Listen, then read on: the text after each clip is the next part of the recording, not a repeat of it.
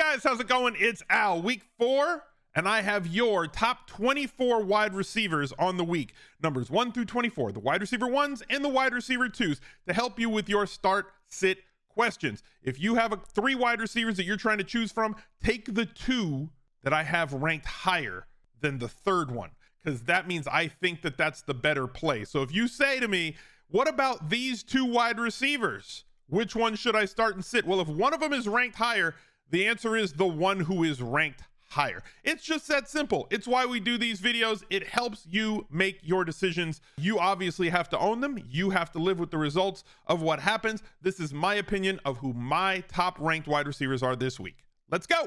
He's a legend. The Smiz Gang Listener League for week 4 is posted on DraftKings. It's $10 as always. It's 3 max as always.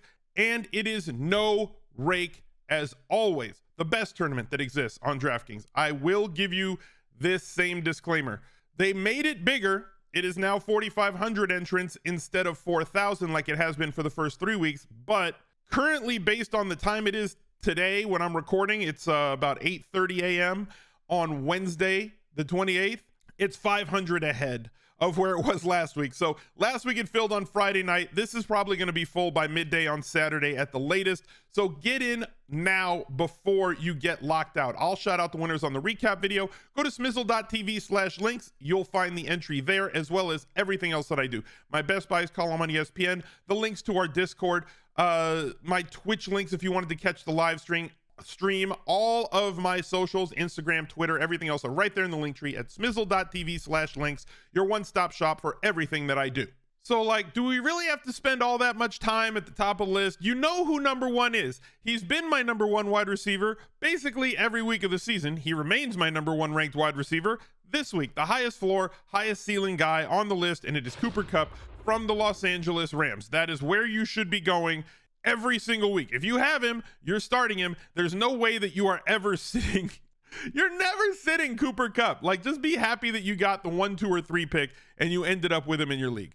Stephon Diggs is my number 2 in a really, really fast pace. I mean, every week they're in a really fast paced situation. The Bills always have one of the highest team totals of the week, and he is the primary target for the unicorn Josh Allen. Steph Diggs, start with confidence. Justin Jefferson right behind him, although he's overseas right now playing in the London game against New Orleans. He could catch some tough coverage with Marshawn Lattimore, but and they may just run away with this game, especially if Jameis Winston sits. I don't have all that much confidence in Andy Dalton. He's professional, veteran quarterback at this point, but like not really capable of putting up a lot of points. And the Minnesota offense does have other places it can go. You're still starting Justin Jefferson. Just you're gnashing your teeth a little bit more this week. Devontae Adams is number 4. Heavy dose of volume every single week. 10 plus targets in 2 of the 3 weeks so far. 7 targets against Arizona. That seems like the massive outlier that we're going to see from him this season. We may not see another game where he scores less than double-digit fantasy points. The Sun God, Amon-Ra St. Brown, coming in at number 5. He's been really good. Finally had a game where he had less than 8 catches in week 3 against Minnesota.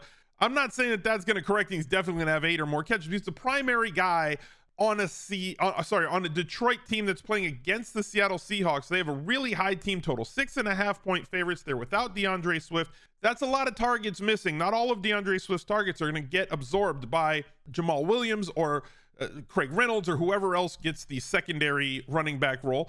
And that means a little bit more target share going to maybe a couple more percent towards St. Brown, maybe a couple more percent going towards Hawkinson. I don't think that Josh Reynolds or the rest of the crew or the secondary receiver, DJ Chark, can really take on that much more market share because of their separation or lack of separation ability. So Amon-Ra St. Brown slides in very comfortably for me at number 5. Now we got a couple of Thursday night games, guys, and I'm extremely happy that we can get this video out for you before the Thursday night show. You guys said you wanted it out before the Thursday night, so here we have worked the schedule. We are going to keep it as a Thursday morning release moving forward for the wide receiver video, so it's out before the Thursday games kick off.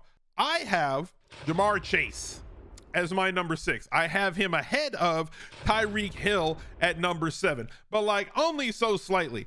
And Tyreek Hill is in a spot where this is a vengeance situation, not a revenge game, because he didn't play for the Bengals, but like he's got some very visible beef with Eli Apple. And Eli Apple has been a cornerback who we have picked on for years on this channel.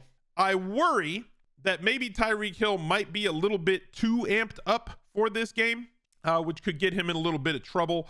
Jamar Chase has not really had a massive game so far this year. The big games are coming because the volume is still there. I like both of them in this spot. Thursday Night Showdown is going to be a monster. Go look for that video over on the main channel. Thursday Night Showdown video already out. And hopefully I will see you in Discord where we can sweat that game out live if you're playing over on DraftKings.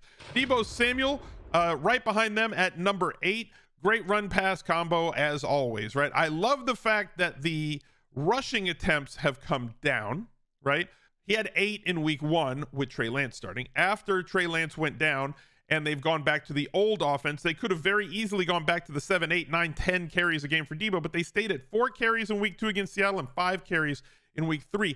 14 targets over those 2 games. Targets way more valuable for us than rushes when it comes to Deebo Samuel. So him being a 6 to 10 target a week guy really cements him on a week in, week out basis. Right behind Deebo, I have AJ Brown at number 9. At number 10, Michael Pittman for Indianapolis. This is a good spot for Indy. Over 31% of Indy's receiving yards have gone to Michael Pittman in their last 5 games. 27 targets in 2 games against Tennessee last season.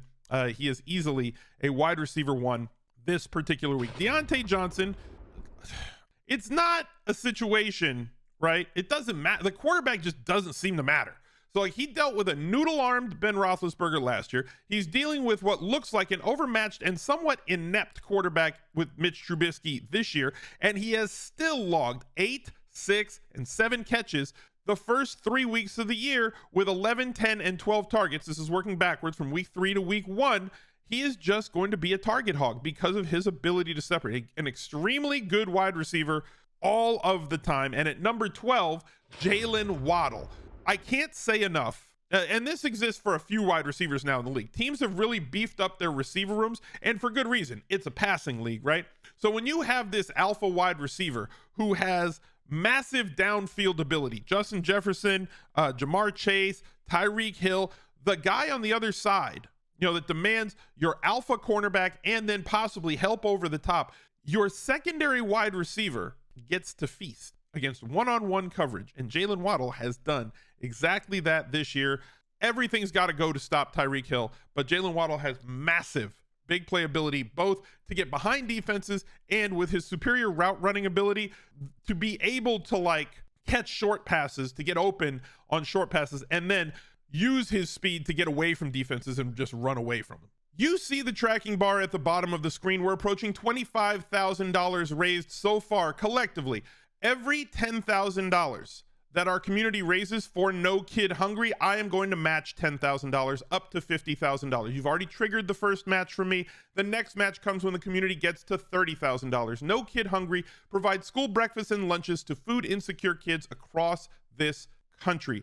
No kid should not know where their next meal is coming from. So if you have the ability, if you have $1, $5, $10, $20, or $100, every single dollar counts.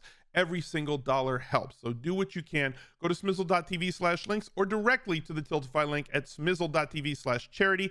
All of your donations are 100% tax deductible. It goes straight through Tiltify and directly to No Kid Hungry, and they will handle all of the tax paperwork and send it directly to your email after you give. So please help us reach those goals as a community. We can do something massive here collectively through fantasy football and turn into a charitable giving situation. So be a part of something bigger than yourself and donate a little something to No Kid Hungry. Moving on to the wide receiver 2s on the week. My number 13 is Christian Kirk. Kirk has been extremely solid so far this year. I absolutely love what he's been doing. We started pivoting towards him in drafts. If you were watching this channel, when his ADP was around 70 to 80, he became my favored wide receiver late in draft season in that range. And I'm glad that I pivoted there. I wish I had gotten there sooner. 27 targets through 3 games, averaging 9 a game, has not had less than 72 receiving yards in any game this year. Solid floor, good ceiling as his young maturing quarterback is really looking his way a ton. And if you're worried about the Philadelphia Eagles defense, you should be, because they're a really good defense, but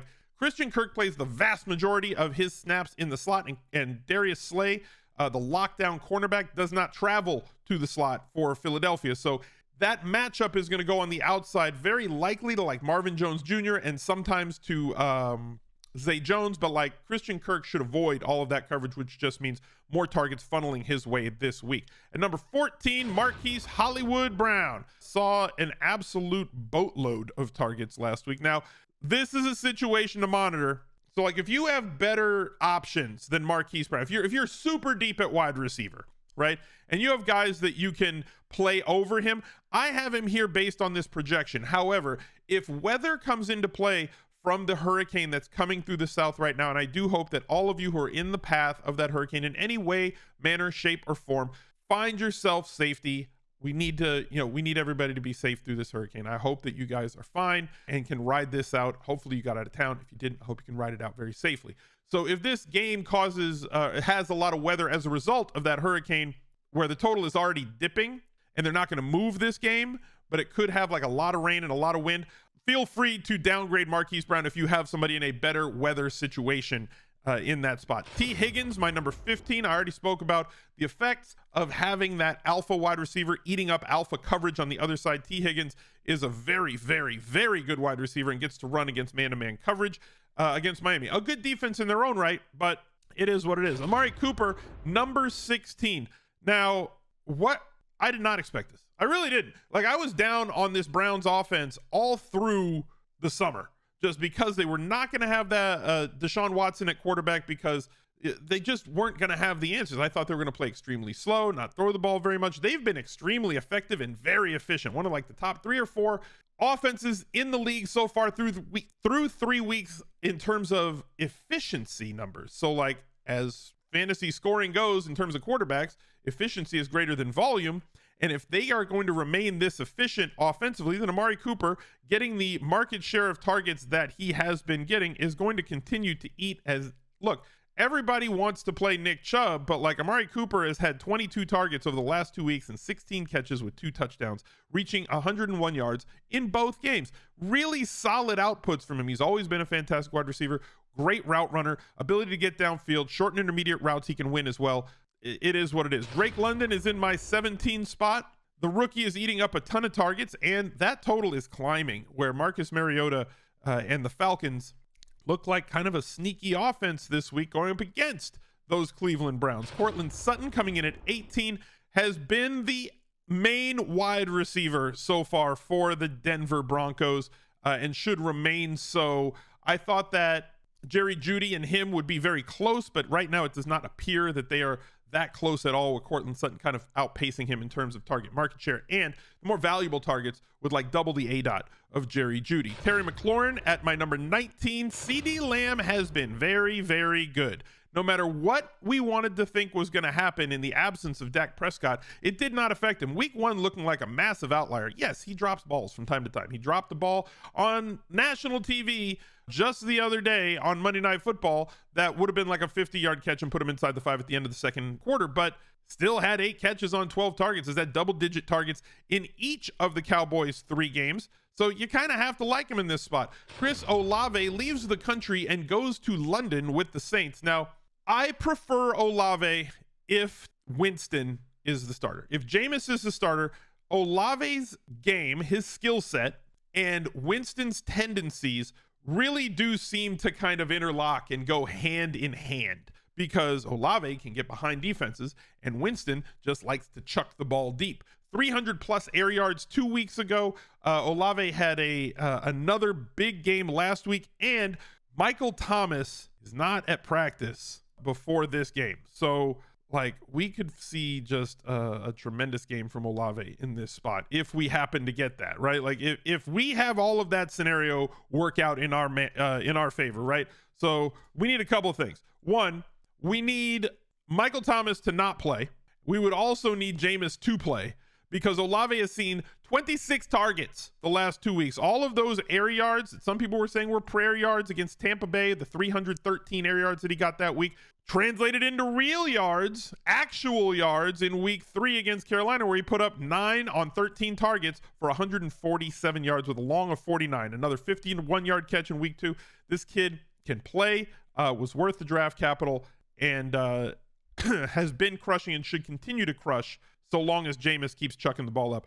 Brandon Cooks is my number 22. Nobody ever, again, we say this every week, nobody ever likes playing Brandon Cooks, but Brandon Cooks just keeps getting targets and keeps getting catches, 4 yards on a team that projects to be in passing situations as they project to be playing from behind most. He wasn't great last week, 4.2 fantasy points, still got 7 targets, 22 targets the 2 weeks prior to that. He is locked in where he is, and Tyler Lockett comes in right behind him. He's been, God, this is the weirdest fantasy football sentence that I think I've ever said. Tyler Lockett has been Geno Smith's favorite target this season. Place whatever value you want to place on that, but like 9 catches for 11 yards in each, 9 catches on 11 targets in each of the last 2 games. That's extremely valuable, especially in full PPR leagues. Tyler Lockett once again projects to play from behind as they are 6.5 point dogs and in the dome this week. Fast track in Detroit. Another weird sentence that I've never said before. And at 24, Mike Williams. Monitor the situations offensively, all of the injuries that they have for the Chargers. That seems like an evergreen comment. They always have a ton of injuries. If Keenan Allen is back, we will change this situation. We will alter this situation. But right now, with Keenan Allen not ready yet, Mike Williams is going to see the lion's share of the targets here in a game against Houston in Houston. Thank you all for watching. Look out for another video right there. He's a legend.